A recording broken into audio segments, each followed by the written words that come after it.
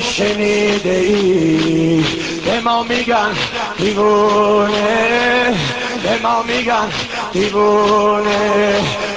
منم یه روز عاقل بودم، عشق تو مجنونم کرد.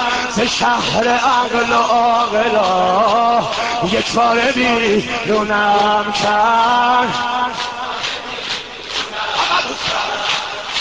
جرم عشق و عاشقی به ما میگن دیوونه. بذار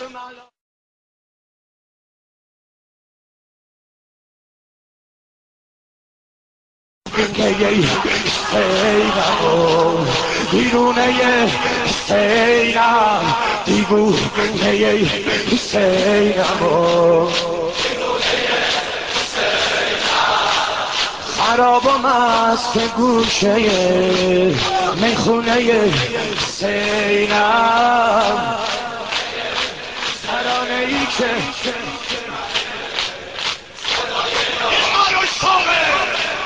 عقل از سر من پریده بود، دیوونگی جا گرفته. عقل از سر من پریده بود.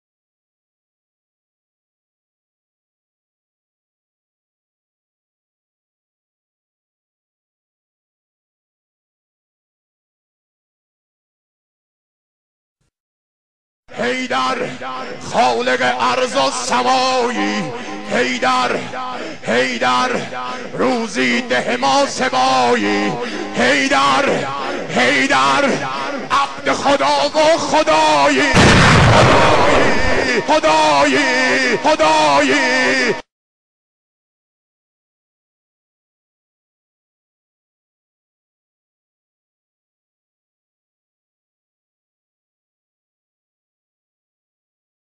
الرحیم راه تو هست صراط الحل مستقیم، از زهرا رحمان است و رحیم.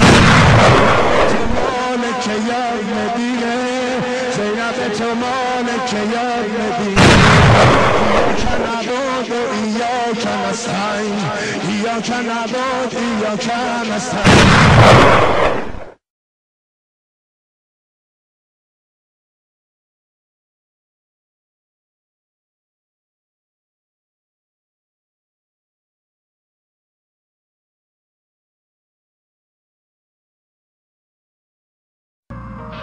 این بحثایی که حسین اللهی و زینب اللهی و لا اله الا فاطمی، نه این بحثای احساساتیه.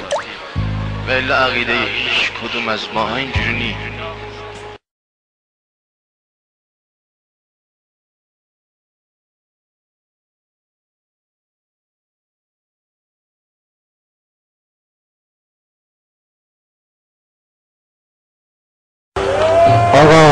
اینو از ته دلم میگم آقا، از ته وجودم میگم. آی مرد من اربابم حسینه.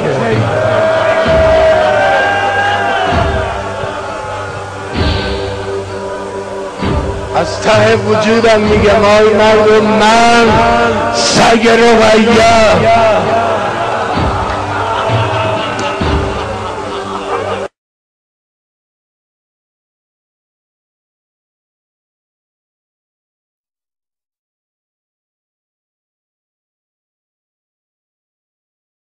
أعوذ بالله من الشيطان الرجيم.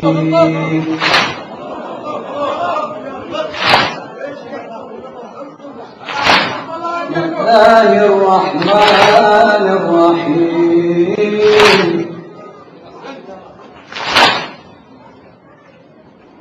إنا أعطيناك الكوثر حيدر حيدر حيدر حيدر.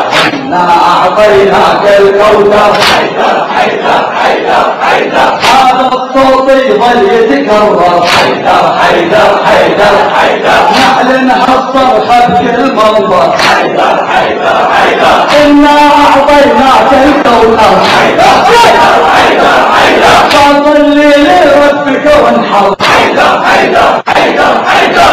إن شانئك هو الأبتر حيدر حيدر حيدر حيدر. الله الله أكبر حيدر حيدر حيدر حيدر. وظل يكبر حقد حبه على الشيعة بدا في يوم.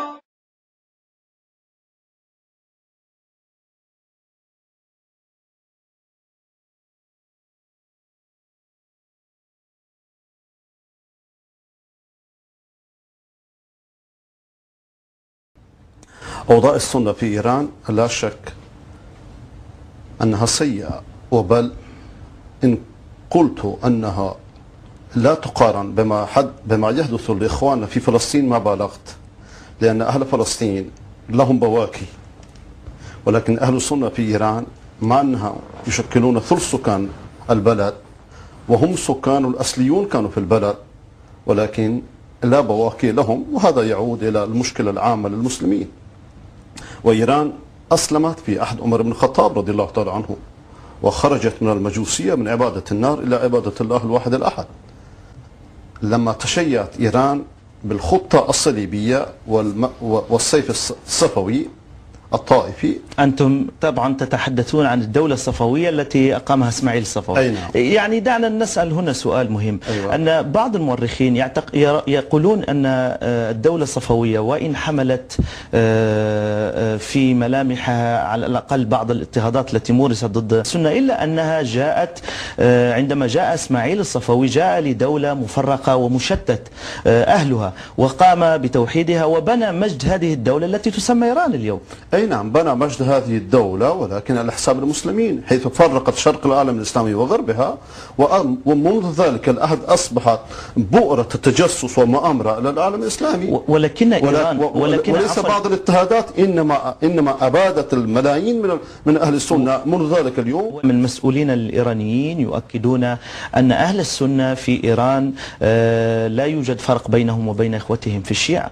طيب لو كان هذا الكلام صحيحا، هل وجد منذ 28 سنة إلى الآن وزير واحد من أهل السنة؟ ولا سفير واحد من أهل السنة؟ بل بواب السفير من أهل السنة؟ لكن لديكم 20 نائبا في البرلمان. النواب في إيران لا يمثلون شيئا، المجلس الإيراني كلها لا تساوي شيء، لأن في إيران الدولة هي دولة الظل، الدولة خامنئي رئيس الجمهورية كلهم ليس أكثر من مجرد صاعد البريد كما قال خاتمي. إذا المجلس الإيراني لا يشكل شيئا حتى نقول هناك نواب العرب في البرلمان الإسرائيلي، بل هناك وزراء عرب في البرلمان الإسرائيلي في الدولة الإسرائيلية. إذا حتى من هذه الناحية لا تقارن مع الدولة الصهيونية. طهران هي العاصمة الوحيدة لا يوجد فيها مسجد واحد لأهل السنة. منذ 40 سنة ونحن كنا نصلي صلاة الجمعة في مدرسة باكستانية، حتى هذا أغلقوه. حتى هناك من الشيعة الذين خرجوا من التشيع، أي من خرافات التشيع، نعم، وكونوا بيوت يصلوا صلاة الجمعة، بيوت متنقلة، مرة عندك مرة عندي وهكذا، حتى هذول منعوهم. هذا من ناحية. ليس طهران فقط، بل كل المدن ذات الأكثرية الشيعية يمنع فيها صلاة بناء مسجد واحد لأهل السنة. وأما في مناطقنا، في مناطق السنية مثل كردستان، مثل بلوچستان، مثل تركمان الصحراء، نعم هناك مساجد ومدارس